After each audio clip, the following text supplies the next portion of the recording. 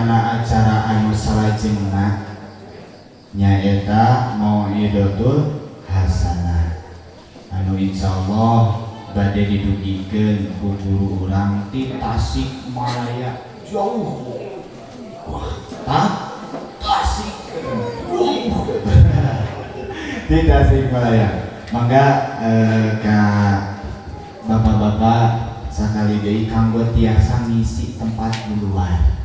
Biasana dina ayeuna ngarumna masuk ayeuna kadah di payun Lampung baru. Dina mangga ka pun guru di Tasikmalaya Kiai Haji Yayan Bunyamin kamantena di Sumangga.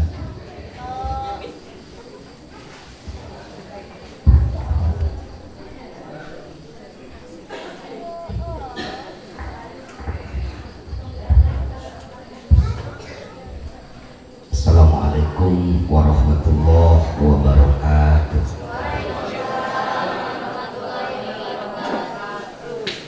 Alhamdulillahirabbil alamin wa bihi nasta'inu ala umuri dunya wassalatu wassalamu ala asyrafil anbiya'i wal mursalin imamil muttaqin sayyidina wa maulana Muhammadin wa ala alihi wa ashabihi ajma'in. Syekhuna al-Mukarram sesuatu pesantren Al-Khairiyah kami keluargi hormati berkados mudah-mudahan Al-Mukarramun para alim ulama, para kiai, para hajinya wabil khusus Al-Mukarram Kiai Haji Muhammad mudah-mudahan Allah dimuliakan aparatur pemerintahan di atasan bagi kabawahan anu rawuh hadir wabil khusus kesana Bapak Camat, Bapak Lurah, Bapak Kapolsek, mudah-mudahan Allah dimuliakan. Hadirin wal hadirat, dah biasa acara kia masuk ayat 2. Ayah hadirin ayah. Kalau hadirin itu hadir in dilebet Pak. Tuh nong tina pangko masjid Pak. Eta mah hadirin. Kami hadirat mah hadir Allah di luar. Hadirin wal hadirat rahimakumullah.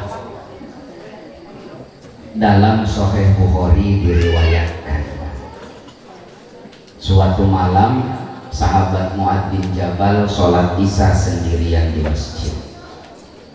Selesai takbiratul ihram datang makmum di belakangnya. Mu'adz bin Jabal tahu Pak ada makmum di belakang, tapi saking semangatnya beliau sholat, di rakaat pertama setelah membaca Al-Fatihah beliau membaca surat Al-Baqarah. Di rakaat kedua setelah Al-Fatihah beliau membaca surat An-Nisa. Stres makmum nabu. Akhirnya makmumna kabur beberes berjamaah sareng Mu'adz bin Jabal. Selesai sholat Mu'adz bin Jabal tahu Pak ada makmumnya yang meninggal. Amok Pak. Terbalik maknya berjamaah kabur. Jika udah parakan salah wahai pengajian minah. Sanes parakan salah ge Pak Camat ieu mah parakan salah anu di Amerika. Keesokan harinya sampai kabar pada telinga si makmum tadi bahwa Mu'adz bin Jabal memarahi dia. Ngaraos isin Pak diseselan ku salah sawiyo sahabat cerdas baginda Nabi. Akhirnya si makmum ini curhat mengadu kepada Rasulullah Shallallahu Alaihi Wasallam. Ya Rasul, abdi teh sanes alim berjamaah sareng Kang Mu'adz terus kunaon bejana kabur. Atuh da ya Rasul bayangkeun rakaat pertama maca Al-Baqarah, rakaat kedua maca An-Nisa, da abdi teh seueur kaperiogian. Ku Rasulullah dijapri Mu'adz bin Jabal. Ta'al sini. Benar apa yang disampaikan orang ini Mu'adz, bahwa tadi malam kau mengimami sholat membaca Al-Baqarah dan An-Nisa. Betul ya Rasul. Giliran Rasulullah Pak Anwar amok Rasulullah. Kata Nabi, anta munafir ya Mu'adz, kau itu penyebab orang lari dari agama Allah.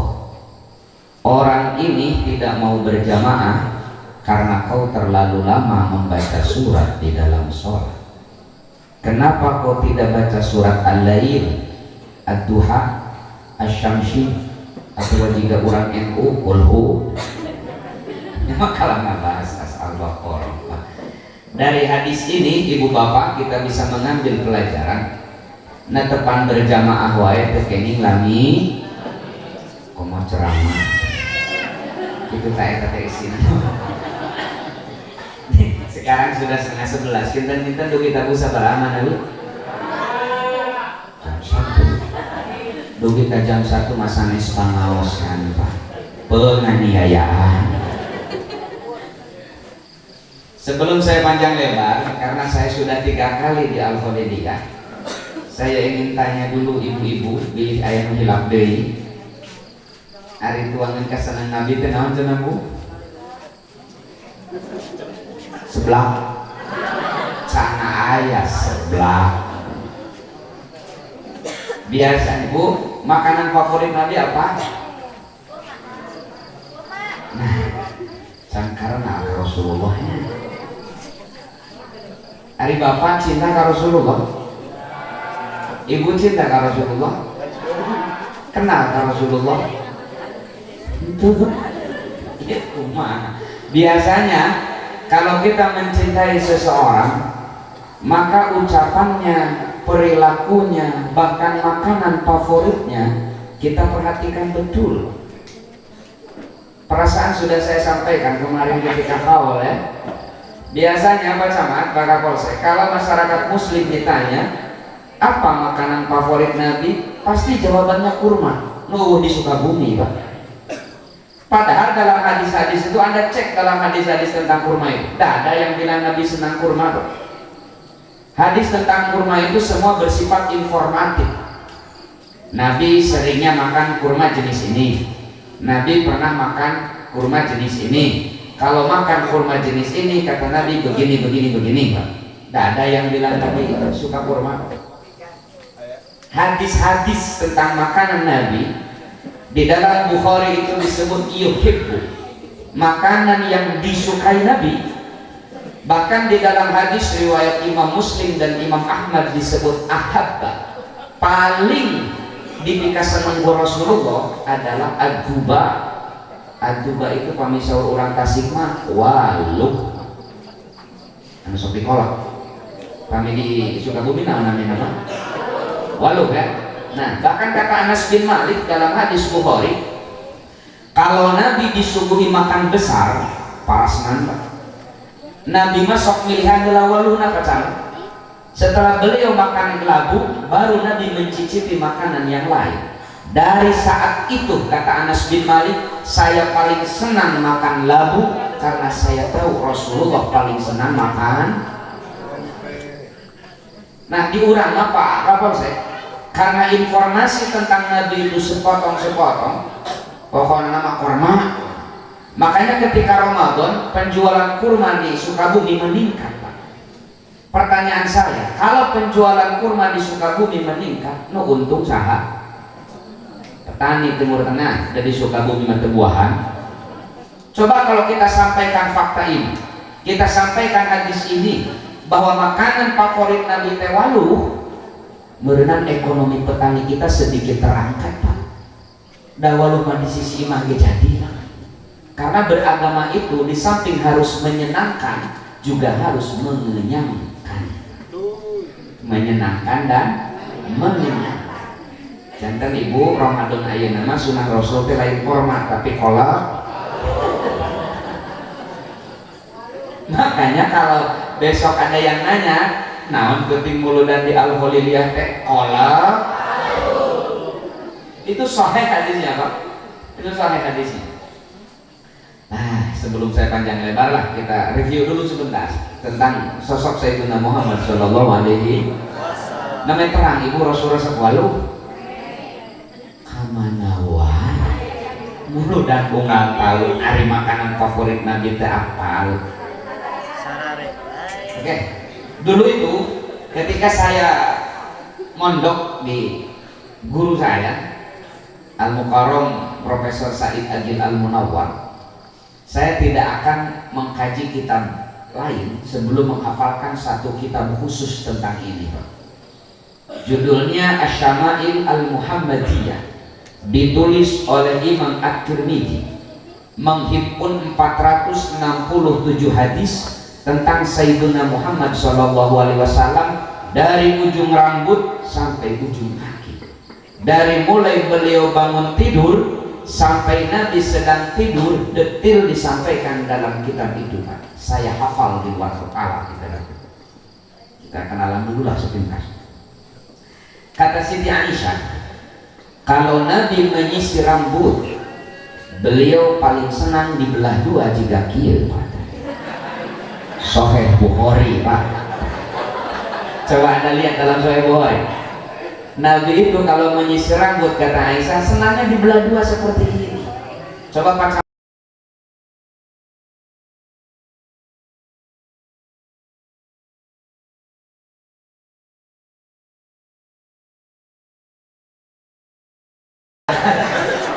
Supados tetuduh we atuh da maninga gejlik namanya nu kapayun kesana pun guru Kang Haji Mukmin level internasional ayeuna tos nangtana abdi mah sanes mubalik konang mubalik kanang.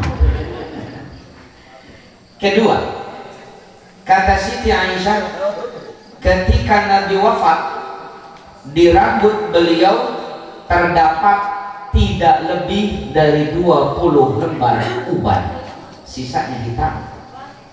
Jantan ibu, ketika Nabi wafat, uban di rambutnya cuma 20 lembar. Kami di Sukabumi uban apa namanya? Huis. Jantan huis Rasulullah saat wafat, Pak, cuma 20 lembar, sisanya hitam. Ini penting disampaikan kepada umat. Bilih aya orang Sukabumi geger di media sosial ngaku-ngaku ngimpen pepanak sareng Rasulullah, ditaros ku kersana ketua DRI kecamatan Temang, kumaha Rasulullah tina impian teh pangersa rambutna nyeplak bodas mang eta Ganjar Pranowo. Pacana kakak ini di absen tadi, yang di absen. Ini penting Pak kita sampaikan, karena hari ini jangankan orang yang mengaku mimpi jumpa dengan Nabi, eta ngaku video call jeung malaikat di aya, Pak. Saya penasaran eta malaikat make kartu naon, Pak. Tidak perlu jelas provider apa? Karena nyambung. Ketiga, ketika Nabi wafat, kata sahabat Abdullah bin Mas'ud radhiyallahu anhu, ketika Nabi wafat, di jenggot beliau terdapat 13 atau 14 lembar uban, sisanya hitam. Jantan ketika Nabi bubus, kuis dina jamak nate mung aya 14 lembar, tidak lebih. Ka ibu-ibu beres di pengajian, pulang ke rumah tempok gados salaki. Lamun dina jamak nate tos aya 13 lembar, nu bodas nate komo aya 14 lembar, kade ulah dikantun-kantun. Kumada jenggot pun lanjut matos bodas sadaya, ka eta mah kadaluarsa. Terakhir lah biar cepat, ini apa? Taruh kiai-kiai NU, para santri, kalangan pesantren, para ajengan sok dihina Pak kubatur teh disebut kaum sarungan. Nusok make sarung, dijawab oleh Aisyah. Kata Aisyah, ketika Nabi wafat, Nabi sedang memakai sarung, Pak. Sahih hadisnya riwayat At-Tirmidzi. Sepakat seluruh ulama ahli hadis, pakaian Nabi itu cuma dua jenisnya, satu gamis, dua izarun, sarung, Pak. Bahkan Rasulullah itu wafatnya pun sedang memakai. Bu, abi di sarung teh boga panyakit. Si ibu teh karunya budaknya nangis di sasar. Nyangkana teh burut. Saya lihat kiai saya pakai sarung, saya ikut pakai sarung. Ternyata saur Siti Aisyah mah Rasulullah mah pupusna oge nuju nganggo. Makanya kepada para santri pedelah bersarung. Kenapa? Rasulullah Shallallahu Alaihi Wasallam mautna oge nuju nganggo sarung. Sepakat seluruh ulama ahli hadis Nabi itu tidak pernah pakai celana. Maka ada saudara kita, saya sering menyebutnya TTM, tetangga tapi menyebalkan. Tetangga orang, dulur orang, seagama, se-Indonesia, tapi gawe nate nyinyir ka orang yang teh Pak. Mereka itu pede Pak, di media sosial itu Pak, kena imannya sok sanajan lain, ini penting saya sampaikan. Sok aya dengan wargi orang mau dikalolor cingkrang dengan Pak. Beres deh. Mani pede sunnah Rasul. Sepakat seluruh ulama ahli hadis Nabi itu tidak pernah pakai celana kecuali satu orang namanya Ibnu Qayyim al-Jauziyah. Di dalam kitabnya I'lamul Muwaqqi'in beliau menyampaikan Nabi pernah pakai sarung dengan dalil hadis riwayat Ibnu Majah. Saya cek dalam Sunan Ibnu Majah, teksnya begini: suatu hari Nabi membeli celana dari orang Yaman. Titik.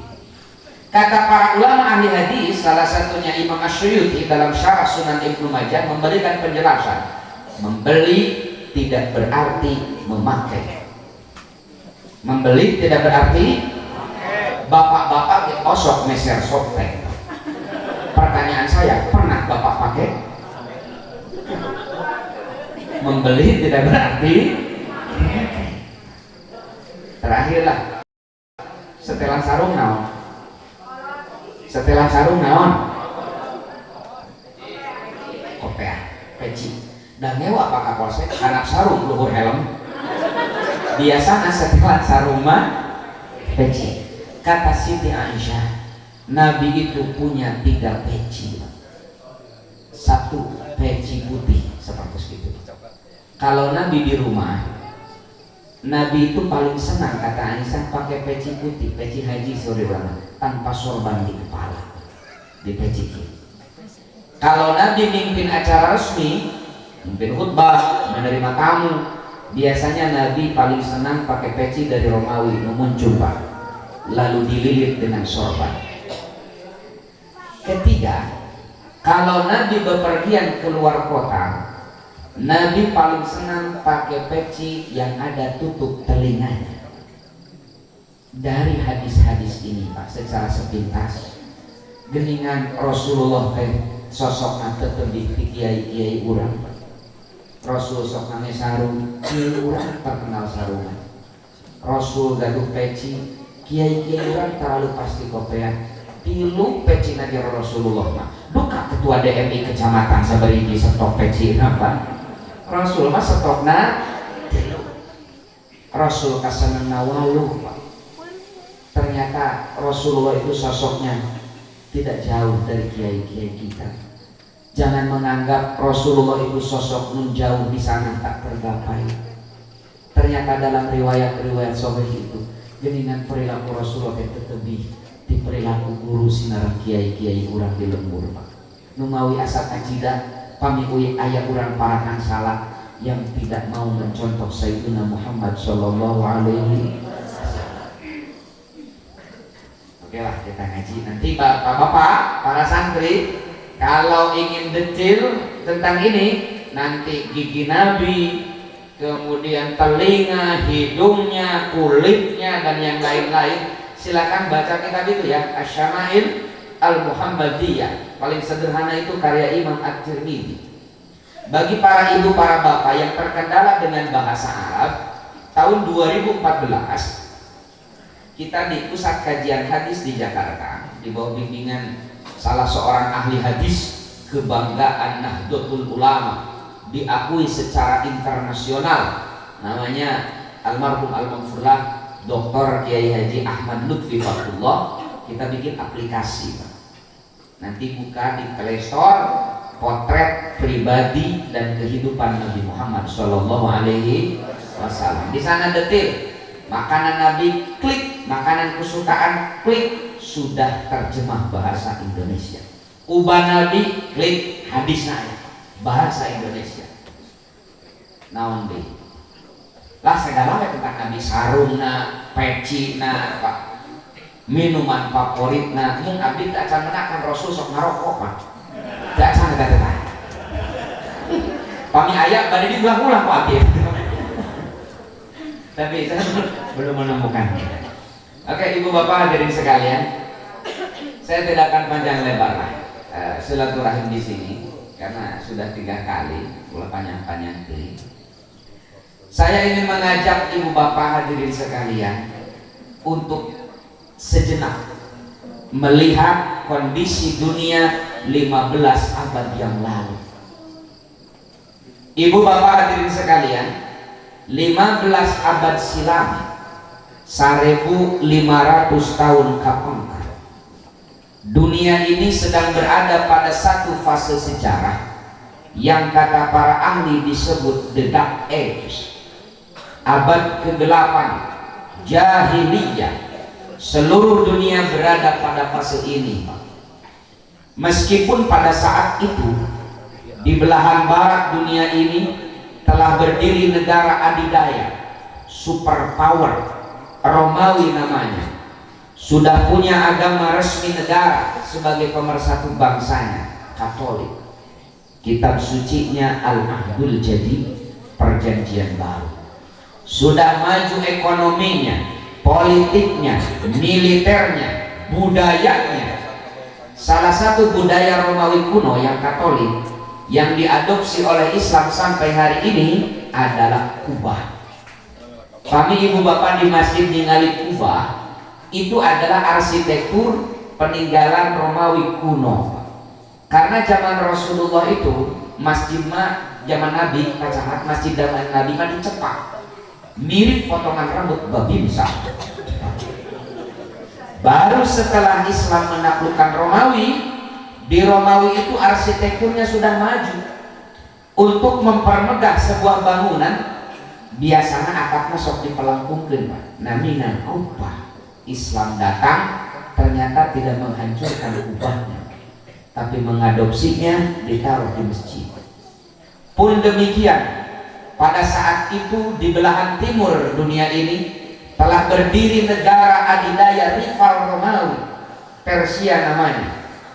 Sudah punya agama resmi negara sebagai pemersatu bangsa, Zoroaster, Majusi. Kitab sucinya Avesta Sandinista.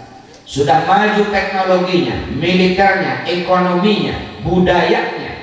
Salah satu budaya Persia kuno yang diadopsi oleh Islam sampai hari ini, menara.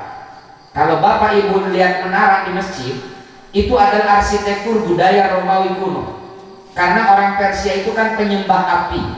Tempat menyimpan api suci yang mereka sembah adalah bangunan kecil dan tinggi, namanya manarotun, tempat api. Islam datang ternyata tidak menghancurkan menara, tapi mengadopsinya, ditaruh di masjid. Pamika punggur zaman Persia kuno, menara teh diange kangge nyimpen api suci yang disembah, ku Islamah digentos pakai nuna toa. Jadi masjid teh kubahna di Romawi, menarana di Persia. Ini satu fakta bahwa Islam itu tidak anti terhadap tradisi masyarakat, selama tradisi itu tidak bertentangan dengan agama apa. Islam punya formula bagaimana Islam datang di sebuah komunitas masyarakat yang sudah punya tradisi, kebudayaan dan kebiasaan yang sudah melekat dalam dirinya. Ini penting juga kita sampaikan karena hari ini ibu bapak ada sebahagian kecil saudara-saudara kita yang merasa alergi dengan tradisi dan kebudayaan masyarakat yang tidak ditemukan di zaman awal Islam. Dituduh khurafat, dituduh bid'ah, dituduh eueuh ti dituna.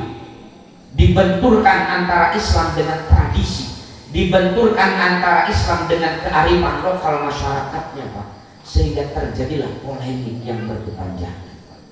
Padahal kalau kita baca Tarikhut Tasyri', sejarah kewahyuan syariat ini, para santri mungkin akrab dengan satu kitab karya Syekh Quduri Bek dari Al-Azhar, Hikmatut Tasyri' wa falsafatuh. Di sana itu detail Pak.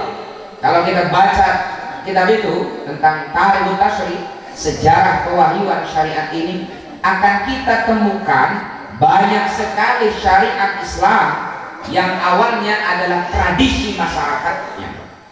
Banyak syariat Islam yang awalnya adalah tradisi dan kebiasaan sebelum Islam.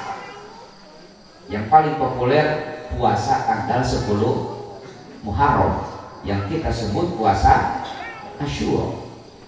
Disampaikan dalam Bukhari Muslim, mula-mula yang puasa Asyura itu Yahudi Pak. Nabi sulpi ke Madinah ningali orang-orang Yahudi berpuasa pada tanggal 10 Muharram. Lalu Nabi tanya, di kenapa puasa? Cek si Yahudi, karena dulu Muhammad ratusan tahun silam Tuhan telah memberikan nikmat kepada nenek moyang kami Bani Israel, dipimpin oleh Musa, terbebas dari penjajahan Fir'aun. Kami bersyukur kepada Tuhan karena telah memberikan kemerdekaan kepada leluhur kami, dipimpin oleh Musa dengan cara berpuasa pada tanggal ini. Kata Nabi, ana ahaqqu bi Musa. Kalau demikian aku lebih berhak dong bersyukur atas nikmat Tuhan kepada Musa, karena Musa itu senior saya.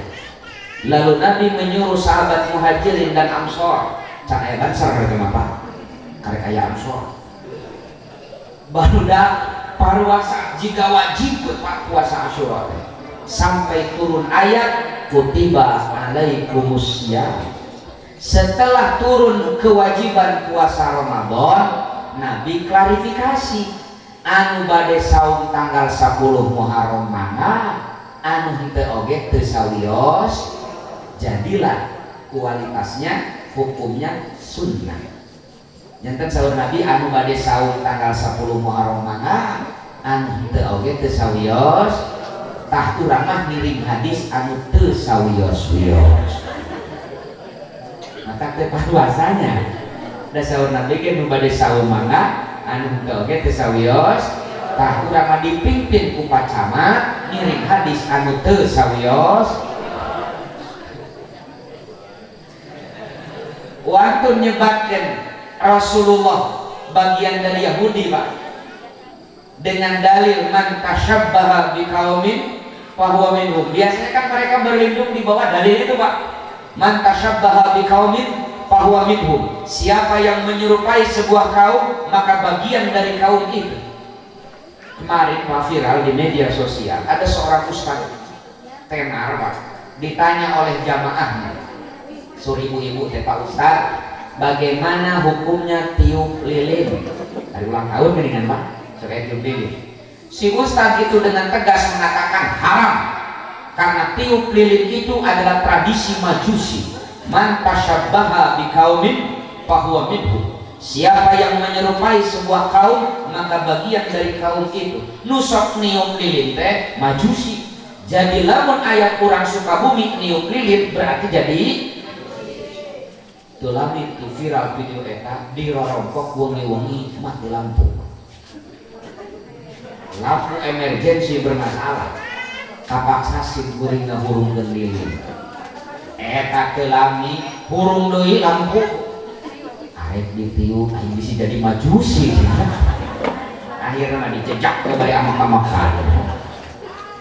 Nih hadis man tasyabbaha biqaumin fahuwa minhum itu hadisnya bermasalah. Jadi sanes hukum SK pacamat pun bermasalah. Hadis juga ada yang bermasalah. Kenapa bermasalah? Ada dua perawi dalam hadis ini. Salah satu namanya Ma'mar bin Ma'ruf, yang kata para ulama ahli hadis seperti Imam Ahmad mengatakan Ma'mar bin Ma'ruf ini matrukul hadis, hadisnya tidak boleh diambil. Bahkan kata At-Tirmidzi, Ma'mar bin Ma'ruf ini adalah al-kazzab, pendusta hadis, hadisnya tidak boleh diambil. Itu dari segi riwayat. Dari segi diroya, hadis ini masalahnya ibtirab dalam ulumul hadis ini. Ibtirab itu simpang siur, jelas. Kenapa terjelas? Siapa yang menyerupai sebuah kaum, maka bagian dari kaum itu. Nabi sahur tanggal 10 Muharram, yang mula-mula puasanya adalah Yahudi. Wantulna hukuman Nabi bagian daripada Yahudi. Bahkan dalam hadis riwayat Imam Bukhari, hadis tentang Nabi dibelah dua, Pak. Kan awalnya cerita hadis itu panjang, Pak. Ketika di Mekah, Nabi itu paling senang paminyisiran teh kapongkar, Pak. Mirip potongan rambut Chow Yun Fat. Lalu Nabi hijrah ke Madinah. Di Madinah itu rabi-rabi Yahudi, tokoh-tokoh Yahudi kalau menyisir rambutnya bukan ke belakang, bukan ke depan seperti dan berikir, tapi ke kiri dan ke kanan, dibelah dua. Dari saat itu, kata Aisyah, Nabi paling senang kalau menyisir rambutnya dibelah dua. Bahkan di akhir hadis disampaikan, wa kana Rasulullah sallallahu alaihi wasallam yuhibbu muwafaqata ahli kitab fi ma lam yu'mar fi. Nabi itu senang mengikuti tradisi kebiasaan ahli kitab dalam sesuatu yang tidak dilarang oleh agama. Hari ini uklilin mantasyabaha biqaumin fahuwa minhum. Hari ceramahna dina Facebook, dina YouTube. Memang lu gaduh Facebook si Abdul Qadir Jailani. Memang lu boga YouTube, Facebook Kang Jeng Syekh kan Yahudi mah. Paham? Membawi lihat kiai-kiai kita dalam menyampaikan hukum. Tidak boleh kita menghukumi halal haram dengan hadis bermasalah, Pak. Dhaifuz jiddan, lemah sekali. Kalau diamalkan boleh, tapi untuk menjadi dasar hukum tidak boleh. Tidak dalam usul fikih. Ya.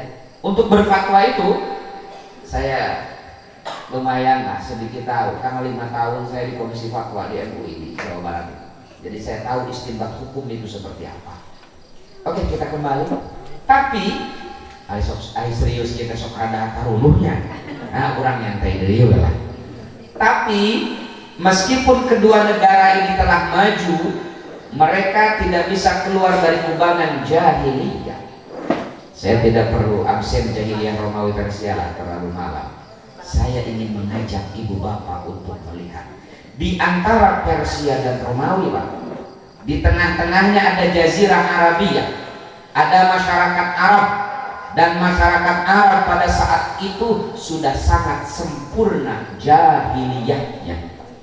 Kalau di Romawi dan di Persia sudah punya agama resmi, di Arab maharita, Pak, beda RT, beda pangeran. RT 01 pangeran yang kecebong, RT 02 kampret. Makanya para santri mengkaji di dalam Nurul Yakin itu, musim haji zaman jahiliyah itu adalah kesempatan, momen di mana setiap suku di masyarakat Arab berlomba memamerkan berhala yang mereka anggap sebagai Tuhan, lalu disimpan di dalam Ka'bah.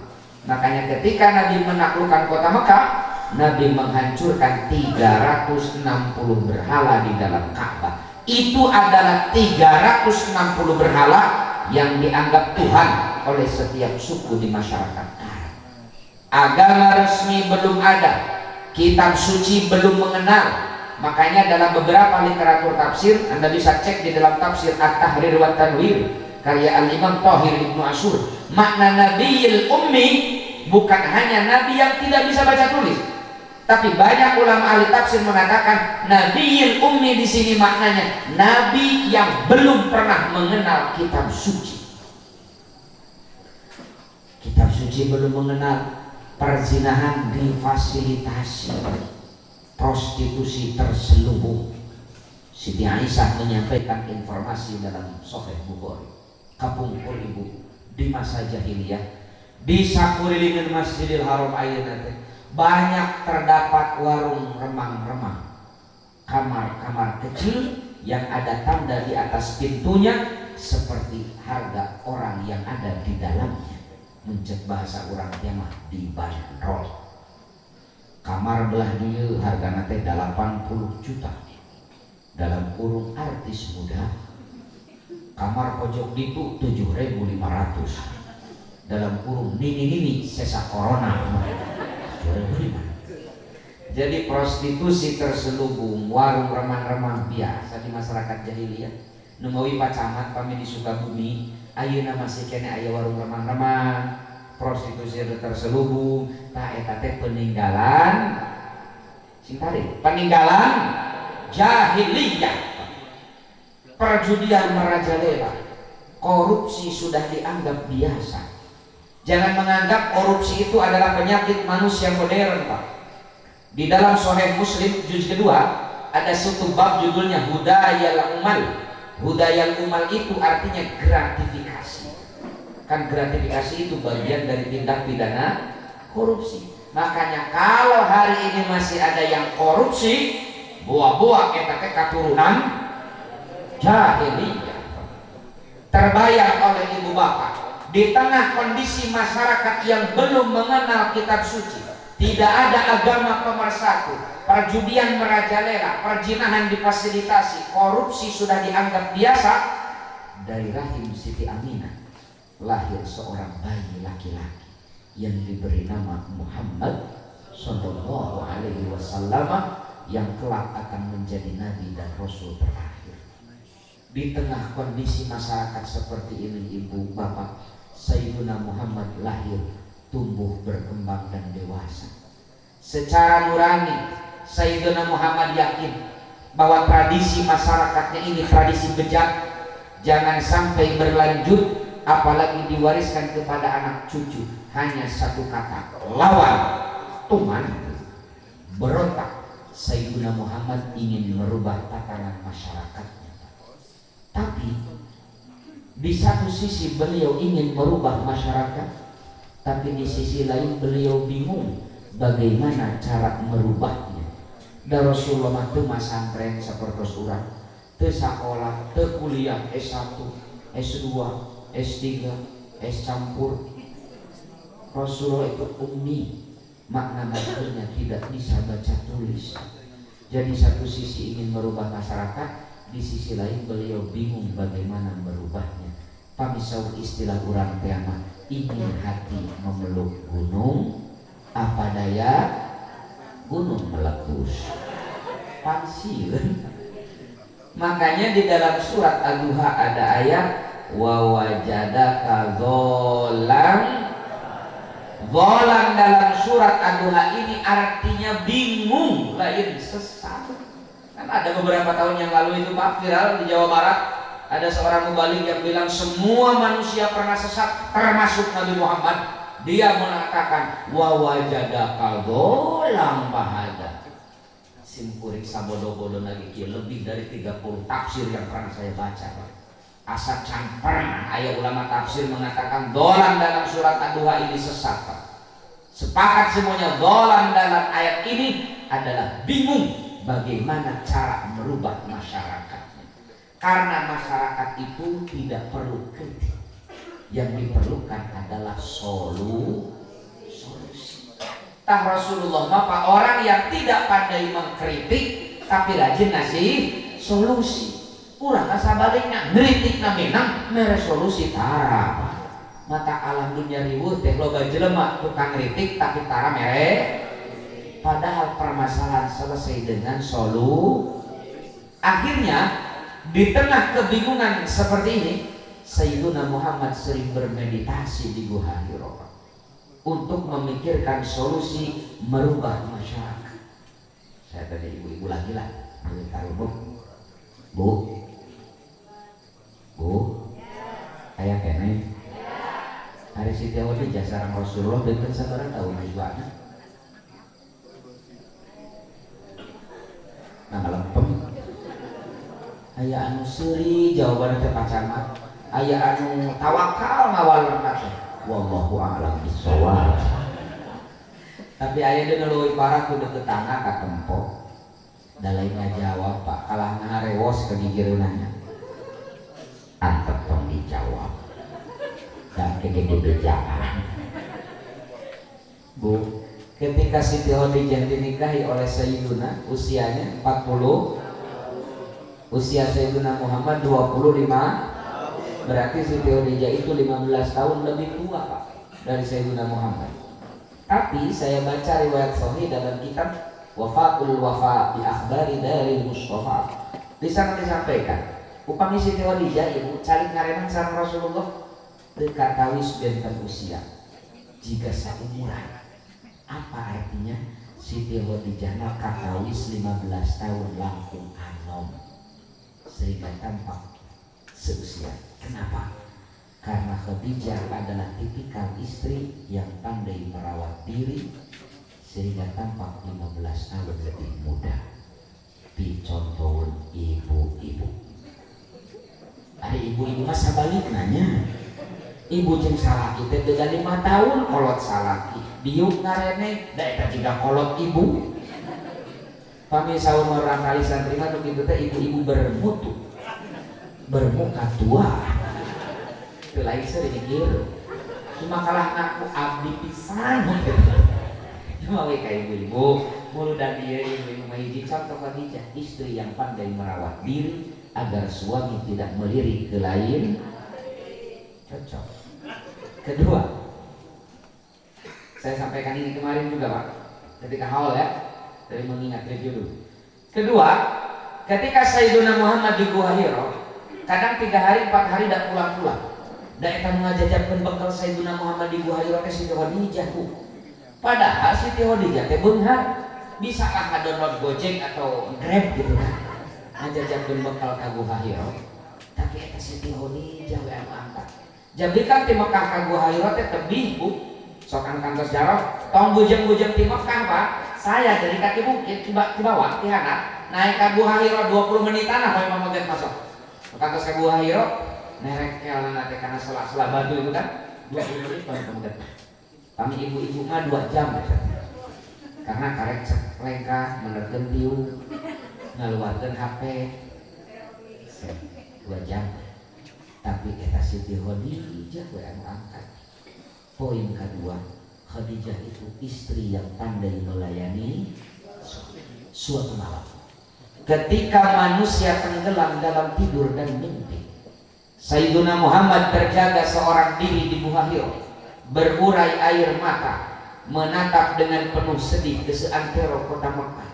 Sudah berbulan bahkan bertahun-tahun aku bermeditasi, kata beliau, masih saja belum ada solusi untuk merubah masyarakat.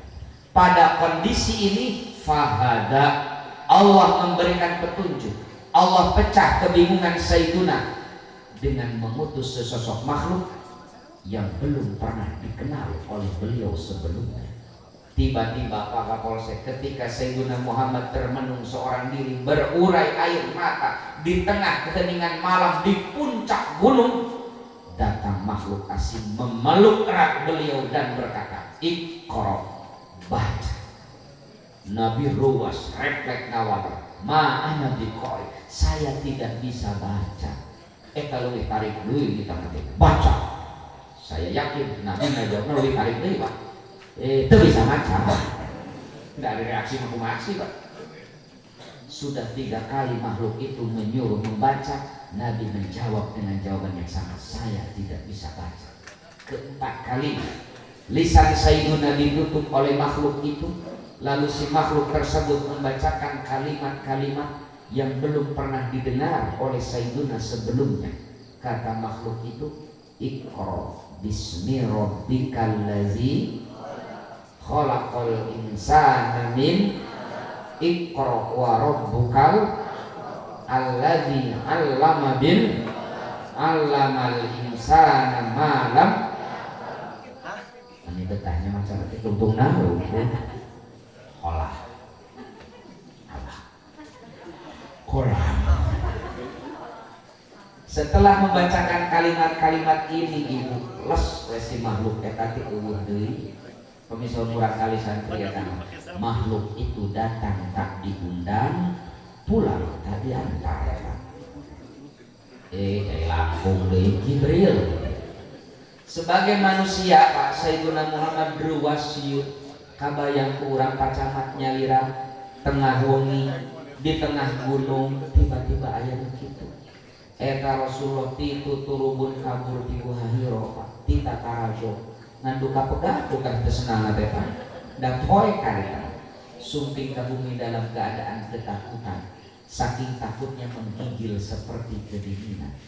dibukakeun panto ku Siti Khadijah katawis saroge sapertos mutiris dicanak kalebet diobokkeun lajeng disimutan eta dina lebet salimut ibu Rasulullah hari wus-wus terang ulang dia hari wus-wus hari wus-wus teh kieu bieu di buhahiro aya nu kieu gitu lah hatinya resah perasaannya gelisah ketakutan menghantui beliau dan ibu tahu ketika hati Sayyiduna resah perasaannya gelisah ketakutan menghantui tiba-tiba keluar dari lisan istri tercinta kalimat-kalimat yang menyejukkan hati suami seperti embun menghujani bumi. Saudara Siti Khadijah itu suamiku, aku mengenalmu bukan 1-2 tahun, aku mengenalmu puluhan tahun. Kau itu orang baik, ucapan, perilaku, dan statusmu di Facebook belum pernah menyinggung orang. La takhaf wa la tahzan, jangan takut, jangan bersedih. Yang terjadi barusan di Buhahiro adalah kebaikan karena kau orang baik suami. Tenang langsung Pak, mana Rasulullah usaha di tenang-tenang nabu. Terus itu Khadijah poin katilu, Khadijah itu istri yang pandai menenangkan hati suami. Pertarusan itu Bu, salami dipihukum ku caroge. Ibu sering menangkeun manah caroge atau tapi sering ngarubah.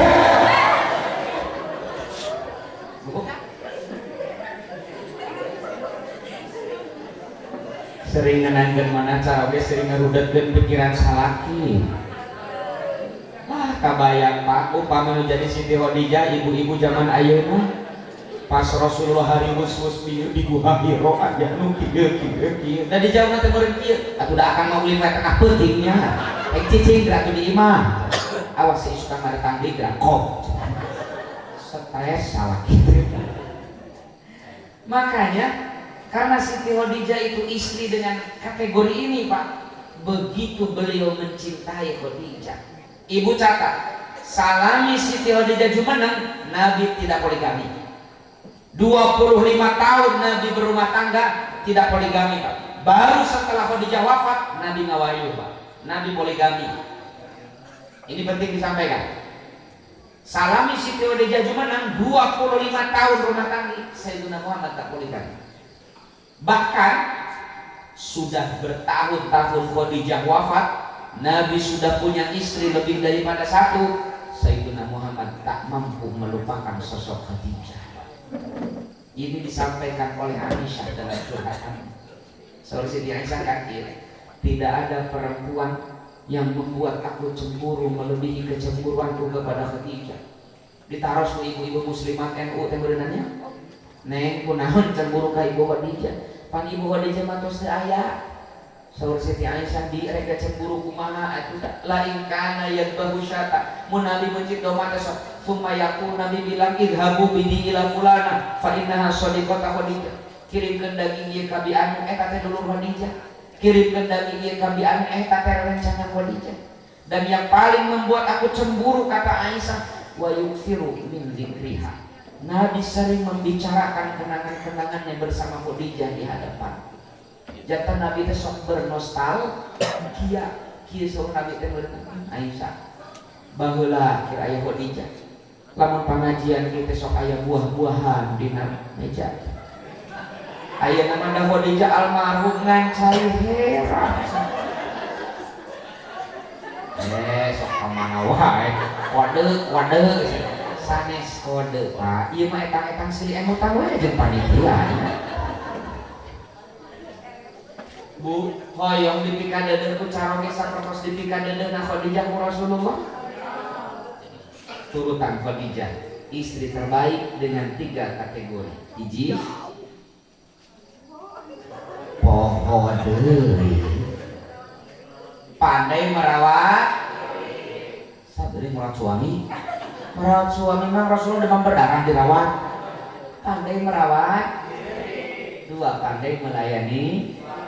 3, pandai menenangkan hati. Saya awali materi pengajian peringatan Maulid Nabi ini dengan kisah kewahyuan pertama. Ini baru mukadimahnya loh Pak. Nah ini mulai ngaji Pak. Ketika Sayyiduna Muhammad bingung bagaimana merubah masyarakat, ternyata ibu bapak, solusi pertama dari Allah adalah Iqra. Baca, pelajari, amati, cerdaskan mereka. Seolah-olah Allah itu ingin menegaskan, wahai kekasihku Muhammad, kalau kau ingin memperbaiki masyarakat, kalau kau ingin membawa manusia minal zulumati ilan nur, dari kegelapan kepada alam yang terang benderang, langkah pertama yang harus kau lakukan adalah Iqra, cerdaskan mereka. Mencerdaskan umat adalah langkah Sayyiduna dalam memperbaiki kondisi umat. Mencerdaskan bangsa adalah langkah kita untuk memperbaiki bangsa ini di masa yang akan datang. Baik tidaknya bangsa ini 5, 10, 20 tahun ke depan bergantung kondisi pendidikan hari ini Pak. Tidak ada negara yang maju, tidak ada bangsa yang maju kecuali dengan mencerdaskan rakyatnya. Oleh karenanya Sayyiduna Muhammad faham solusi pertama dari Allah itu mencerdaskan umat. Sayyiduna Muhammad banyak mendorong kita umatnya, memotivasi kita umatnya untuk rajin tolabul ilmi, supados rajin milarian ilmu. Banyak hadisnya lah, sering disampaikan oleh guru saya di sini. Tapi yang paling populer kata Nabi di dalam hadis riwayat Imam Muslim, Rasulullah Shallallahu Alaihi Wasallam bersabda, "Wilajat haji barokah salam." Tujuan. Kita lanjutkan lagi. Puji pohon doi. Sampai mana urusan itu? Mencerdaskan kita. Kata Nabi, surah Al-Qiyah, Inna lillahi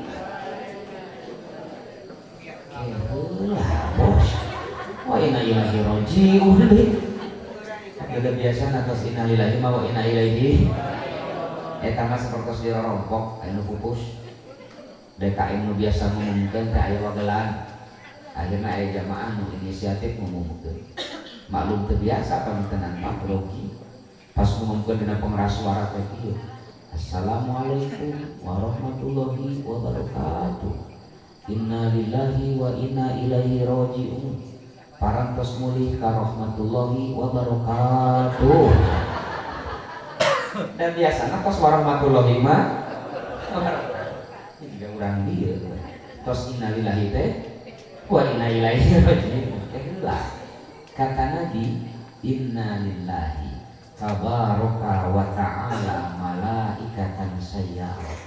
Sesungguhnya Allah itu ngagaduhan MUI, malaikat tukang ungkap inking, yang tugasnya milarian majelis ilmu, mencari majelis zikir.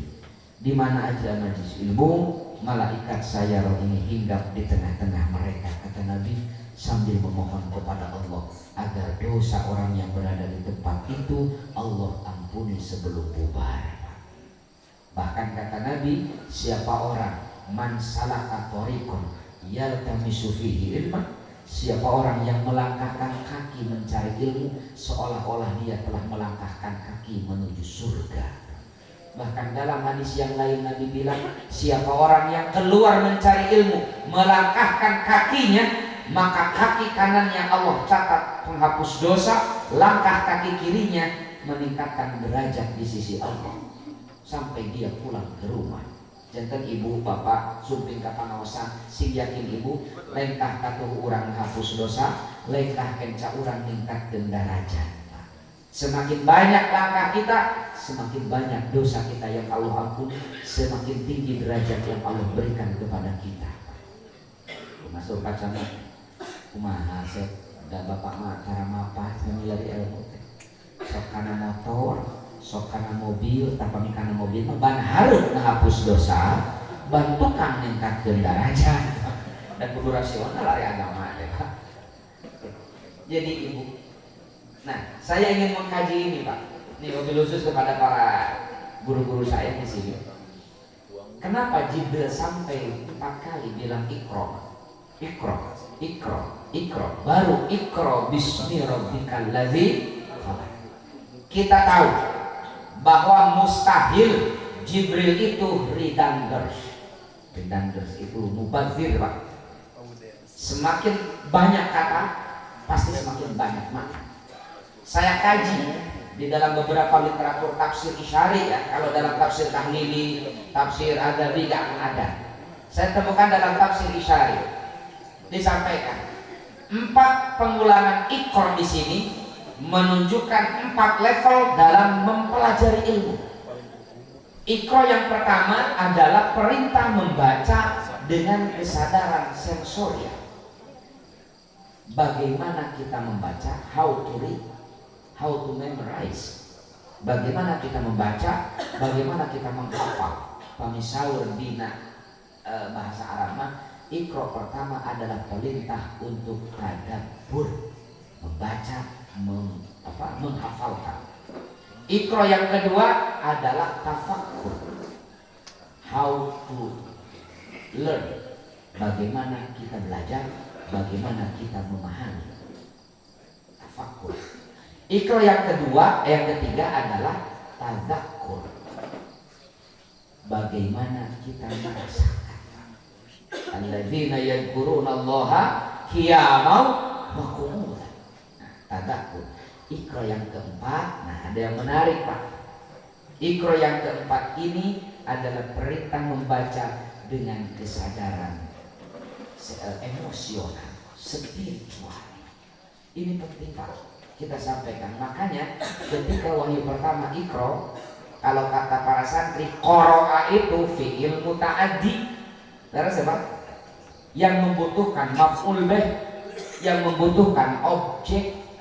Tapi menariknya di wahyu pertama ketika Allah menyuruh membaca ikro, objeknya tidak ada. Langsung bismi rabbik, diulang oleh Allah, ikro wa rabbukal akram, tidak ada objeknya.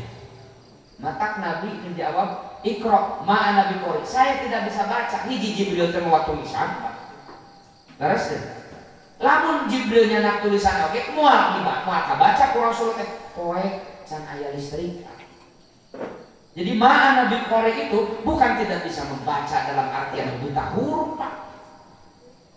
Nabi itu eksportir Pak. Mari saya sampaikan panjang lebar tentang sirah nabawiyah, bagaimana Nabi berbisnis Pak. Nabi itu eksportir. Cik Paknya pembisnis itu bisa maca tulis Pak. Kumaha dagangna Pak. Nah, kenapa ikro di sini maf'ul bihnya dibuang? Kita tahu di dalam tafsir yufidul am. Ini menunjukkan baca apapun itu, baik ayat-ayat Allah yang sifatnya Qur'ani yang akan sebentar lagi turunkan, atau ayat-ayat Allah bersifat kauni yang terhampar di alam semesta. Baca, pelajari semuanya. Ini menunjukkan tidak ada dikotomi ilmu di dalam Islam Pak. Awas santri jangan punya anggapan kan di abdi tujuh kampung Qur'ani pengajaran di rompok sebelum lihat dia kubur teh lah jangan bahasa Inggris dari alam kubur mau ditanya bahasa Inggris pusing boleh dia yang kumaha malaikat kan beres tupel. Sehingga kalau lantaran di doktrin bahwa bahasa Inggris itu tidak akan bermanfaat di alam barzakh, sehingga santri teh Korea diajar bahasa Inggris. Karena bahasa Inggrisnya bobrok, santri tidak bisa mengenyam pendidikan yang lebih tinggi Pak. Karena password salah satunya bahasa Inggris. Saya sudah 3 kali di pimpinan wilayah Jawa Barat, di Ansor Jawa Barat, mengadakan LPDP Camp Pak. Sudah 3 kali kita, 3 tahun. Jadi menggodok santri-santri kita 1 bulan, bahasa Inggrisnya kita latih dengan tutor-tutor terbaik. Kemudian materi-materi lolos tes LPDP-nya kita juga hadirkan tutor terbaik. Materi-materi menulis dengan bahasa Inggris di jurnal internasional itu kita latih 1 bulan full Pak. Jarang dari pesantren Pak. Ketika ditanya kenapa bahasa Inggris maka telah lolos Pak. Kusimpulin kita aja dirinya bahasa Inggris penting tuh. Yang penting, mau dianggap penting wae didiknya tadi usaha tuh. Kok mau dianggap penting? Pak, saya itu 3 tahun di Eropa. S2 saya itu di Eropa.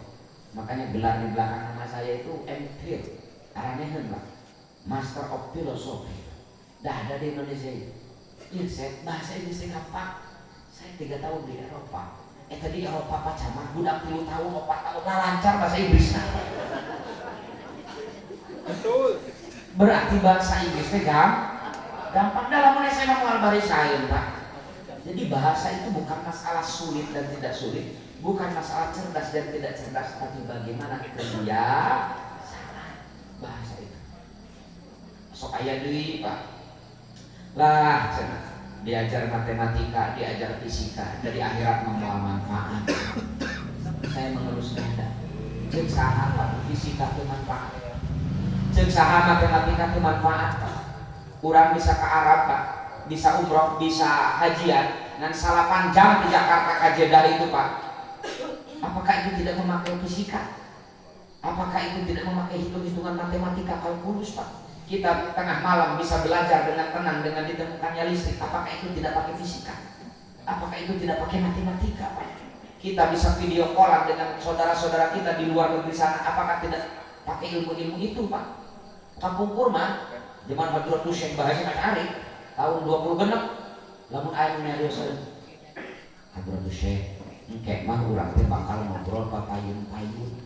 Urang di Sukabumi itu di Amerika bisa ngobrol papayun-payun kapanpun dimanapun. Kita bahasin percaya mual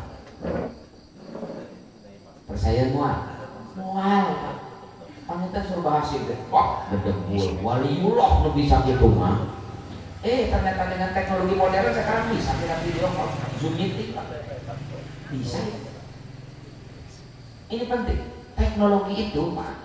Dulu tesis saya itu tentang transhuman etik, tentang etika teknologi.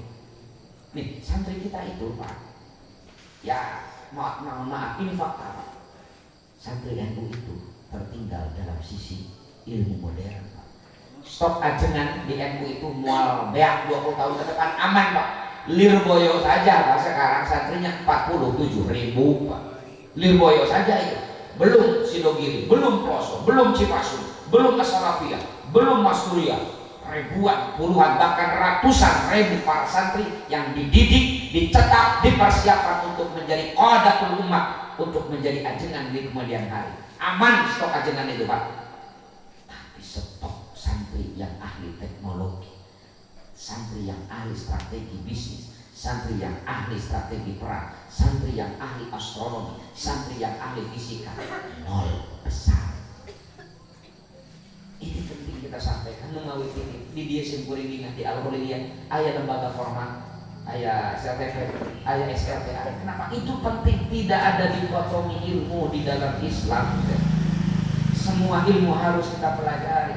Karena kata Nabi, "Shalahu ummati bil ilmi wal mali." Kemaslahatan umatku tercapai dengan 2 hal, 1 dengan ilmu, 2 dengan harta. Untuk harta kemarin sudah kita bahas panjang lebar ya di sana, bahwa kaum muslimin harus kaya, santri harus kaya. Kenapa? Nabi juga kaya. Kemarin kita sudah bahas habis-habisan lah kemarin itu. Nah sekarang kita bahas tentang bil ilminya. Bagaimana pesantren itu mampu menjadi kawah candra di muka, mendidik, mencetak santri-santri yang bukan hanya melek ilmu agama, tapi juga update terhadap ilmu-ilmu modern Pak. Kita kurang itu di sana itu Pak. Contoh, kita selalu diyel-yel Pak. Dulu ketika saya ceramah di sini pertama kali Pak, di panggung ini saya sampaikan dalil-dalil tentang hubbul waton minal iman, dalil tentang mencintai tanah air itu Pak. Saya sampaikan Al-Quran dengan syarahnya, dengan tafsirnya, hadis dengan syarahnya, dan juga kawal-kawal para ulama tentang mencintai tanah air.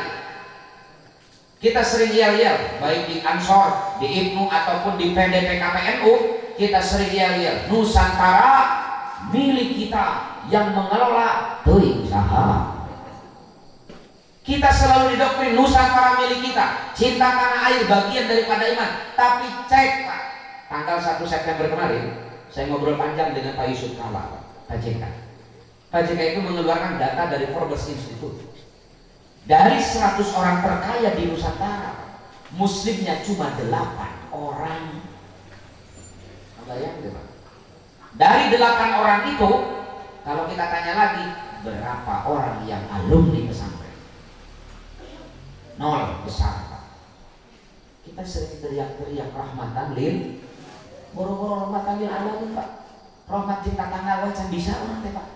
Soalna tetangga perlu modal 1 juta 2 juta, dalil ka urang nyeut teh kabang emoh. Terus ya Pak. Ini penting.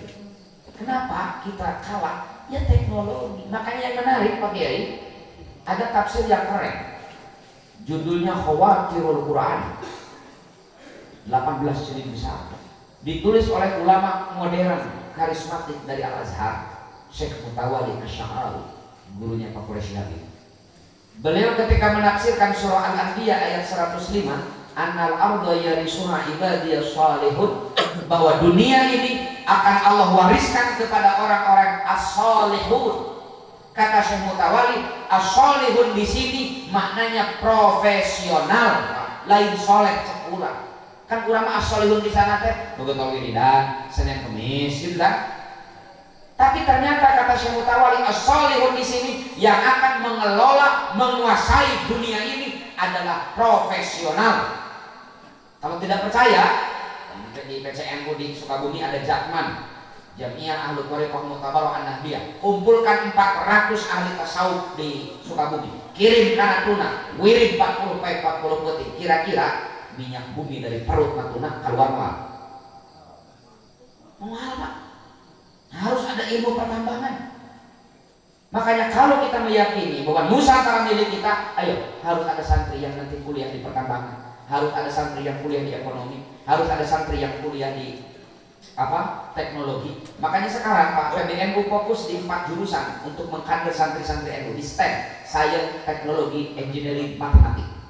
Makanya kami sudah 3 kali di PWI Ansor Jawa Barat itu khusus anu sarjana bidang umum penerima SAG. Kenapa? Kira kita kurang ini Pak. Kita kurang potensi ini mau ka santri sing semangat saya. Ya, ulah anggap bahwa diajar tafsir berpahala tapi diajar astronomi itu berpahala. Iya, kita didoktrin oleh guru kita, diajar tafsir tapi kalah jadi diri sombong, nganggap diri benar batur salah Pak. Goreng. Tapi belajar astronomi, kita mengamati benda-benda langit yang terhampar di alam semesta ini, sehingga sadar diri betapa kerdilnya diri kita di hadapan kemahaakbaran Allah lebih baik daripada belajar tafsir yang menjadi sombong Pak. Ini penting saya. Makanya mari sama-sama di peringatan Maulid Nabi ini apa yang harus kita contoh? Contohlah langkah Nabi dalam memperbaiki kondisi umat, yaitu dengan mencerdaskan umat. Makanya doa ke guru-guru orang, para kiai, para jenengan, para guru, doakeun sing panjang yuswa, sehat, barokah harta kali ilmuna. Urang doakeun lembaga pendidikan Al-Khaliliyah di khususna, umumna lembaga pendidikan waya di Indonesia, doakeun sing langkung majeng Pak. Kenapa? Di lembaga pendidikan itulah, di pundak para guru, para kiai itulah kita titipkan kasih bangsa di masa yang akan datang. Maju mundurnya bangsa ini 20-30 tahun ke depan bergantung sistem pendidikan hari ini. Kan akhirnya untuk Rasulullah kumaha sholatna, kumaha itu irama simpulin nama muka syaikhuna.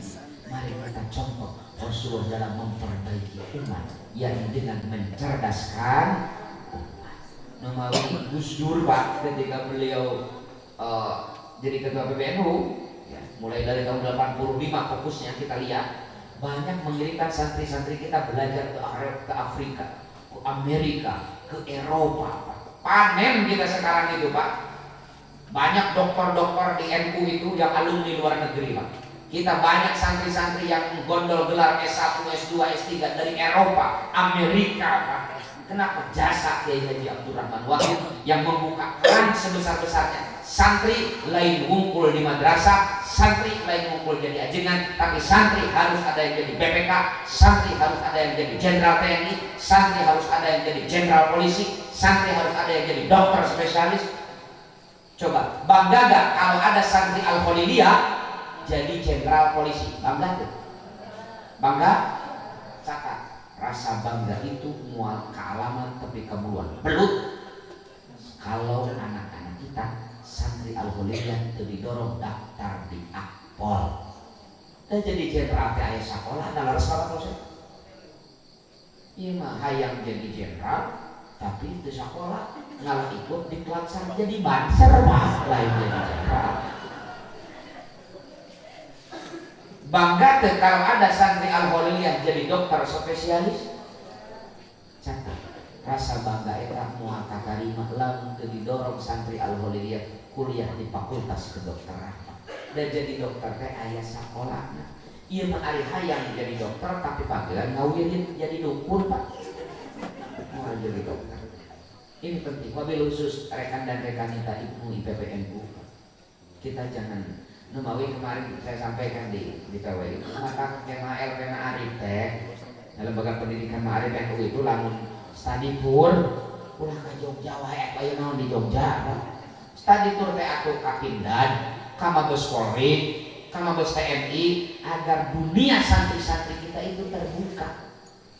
Ya, 3 tahun yang lalu Pak, Jenderal Dudung itu ketika boleh menjadi kasat Pak, berkoar-koar nantang, ayo di Akmil membuka jurusan, membuka khusus calon perwira dari santri Pak.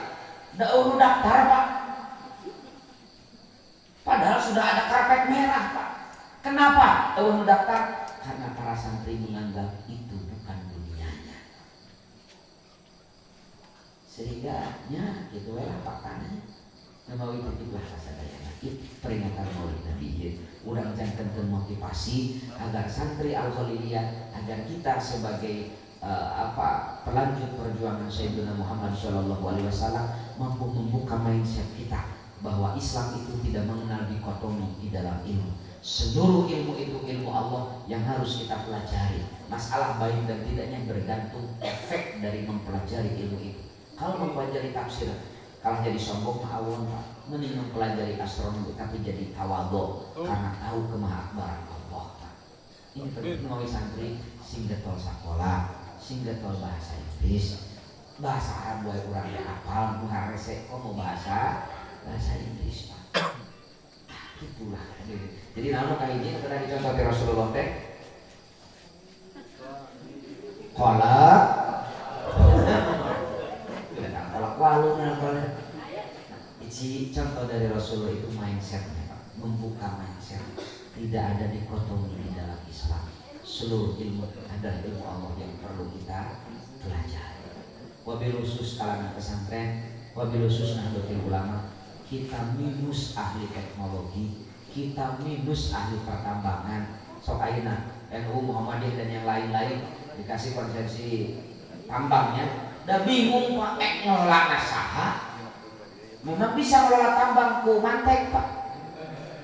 Wah bisa Pak. Kudu ku ilmu pertambangan.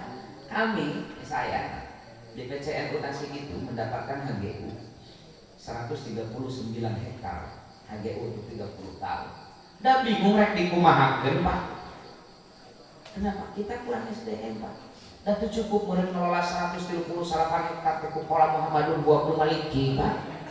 Harus ada ilmu pertanian, harus ada teknologi pertanian Pak. Urang mahnya abdi sekarang minum urang diberi 138 hektar wae bingung kok lamun diberi jutaan hektar cara batur. Kembali ke SDM kita. Sayyidina Muhammad, kenapa umat Islam belum 100 tahun Islam diturunkan kepada Nabi? Belum 100 tahun Pak, Romawi sudah tumbang berada di Persia, sudah berada di bawah kekuasaan Islam seluruh Persia Pak. Selesai pada masa Khalifah Umar bin Khattab Pak. Belum 5 tahun Rusia Persia ditaklukkan. Romawi juga demikian nasibnya tak sama, berada di bawah bendera Islam. Kenapa? Karena spirit Iqra bismi rabbi, membaca, mempelajari ilmu apapun itu tapi dengan catatan bismi rabbi. Motivasinya, orientasinya adalah dengan nama Allah Subhanahu wa Ta'ala. Bagaimana ilmu yang kita pelajari bisa memberikan sumbangsi, bisa berefek positif terhadap agama yang diturunkan kepada Sayyidina Muhammad sallallahu alaihi wasallam. Sakitulah biasa kami haturlah lamun teuing ceramah sawatos dulu. Dor ceramah ilmu tilu jam ke subuh kaburangan. Itu saja yang bisa saya sampaikan. Sekali deui ulang-ulang bersama dan terus terlalu lama. Makanan favorit Nabi itu apa? Walu. Walu naon? Nah, aduba itu walu agung Pak. Pami walu alit, walu siang itu tasik namina korun. Dua anaknya Rasulullah resep dan paling resep mah aduba walu agung. Ayeuna bulan Rabiul Awal masih kena sabaraha sasi di Ramadan sok naranem walu. Keun ke pacamat anu ngimutan kumaha pemasaranana ku para ajengan disampaikan di setiap muludan makanan favorit Nabi teh walu, ibu-ibu bapak-bapak nanam walu ngaran ke bulan Sabat panen walu dan Ramadan arek sunah rasulna kolak kan ekonomi petani kita sedikit terangkat. Wabil khusus pemerintah kita punya program ketahanan pangan. Nah, mari kita dukung bersama-sama Pak. Salah satu komoditas yang paling menjanjikan itu walu Pak. Awet moal gampang buruk walu Pak. Sugan kayak ekspor kali dulu ke Timur Tengah. Ayo ke Timur Tengah ngiriman Pak. Ngiriman korma. Padahal kesenang Rasulullah makmurna di Indonesia Pak. Ulang kirim walu kan itu Pak. Ini penting loh. Kita pikirkan bersama-sama. Kata kudu aya santri NU anu menguasai pasar internasional, menguasai lalu lintas pasar, kumaha ekspor impor, standar kumaha dan yang lain-lain. Itu saja yang bisa saya sampaikan. Sekali deui, mari kita contoh peringatan Maulid Nabi untuk mencontoh bagaimana Sayyidina Muhammad memperbaiki kondisi umat, yakni dengan mencerdaskan umat. Kita dorong anak cucu kita dorong diri kita sendiri untuk rajin tholabul. Hadanallahu wa iyyakum ajmain. Wallahul muwaffiq ila aqwamit thoriq. Wassalamualaikum warahmatullahi wabarakatuh. Astagfirullahaladzim. Alhamdulillah maulana ya Rabbana salli ala sayyidina Muhammadin fil awwalin wal akhirin wa barik sallallahu tabaraka wa ta'ala alaihi sahabati rasulillah ya ajmain. Amin ya Allah ya rabbal alamin. Alhamdulillah rabbil alamin. Hamdan na'imin hamdan syakirin hamdan yafi ni'amika bil mazidah. Ya rabbana lakal hamdu kama yanbaghi li jalali wajhika wa azimi sultanik. Allahumma salli ala sayyidina Muhammad wa ala ali sayyidina Muhammad. Allahumma rabbana taqabbal du'ana ya Allah. Allahumma rabbana taqabbal du'ana ya Rahman. Allahumma rabbana taqabbal du'ana ya Rahim. Bi mujizatil Qur'anil Karim wa bi karamati suratil Fatihah min karamikal qadim ya Hannan ya Mannan ya Zal Jalali wal Ikram. Allahumma akhrijna min zulumatil wahmi wa akrimna bi nuril fahmi وافتح علينا بمعرفة علمه وسهل لنا أبواب فضلك وانصرنا من خزائن رحمتك يا أرحم الراحمين. اللهم اجعلنا واجعل أولادنا من أهل العلم ومن أهل الخير ولا تجعلنا وإياهم من الخير إنك على كل شيء قدير. ربنا هب لنا من لدنك صالحين. ربنا هب لنا من أزواجنا وذرياتنا قرة أعين واجعلنا للمتقين إماما. ربنا آتنا في الدنيا حسنة وفي الآخرة حسنة وقنا عذاب النار. فسبحان ربك رب العزة عما يصفون. سلام على المرسلين والحمد لله رب العالمين. نسألك الإجابة. الفاتحة. أعوذ بالله من الشيطان الرجيم. بسم الله الرحمن الرحيم. الحمد لله رب العالمين الرحمن الرحيم مالك يوم الدين. إياك نعبد وإياك نستعين اهدنا الصراط المستقيم صراط الذين أنعمت عليهم غير المغضوب عليهم ولا الضالين.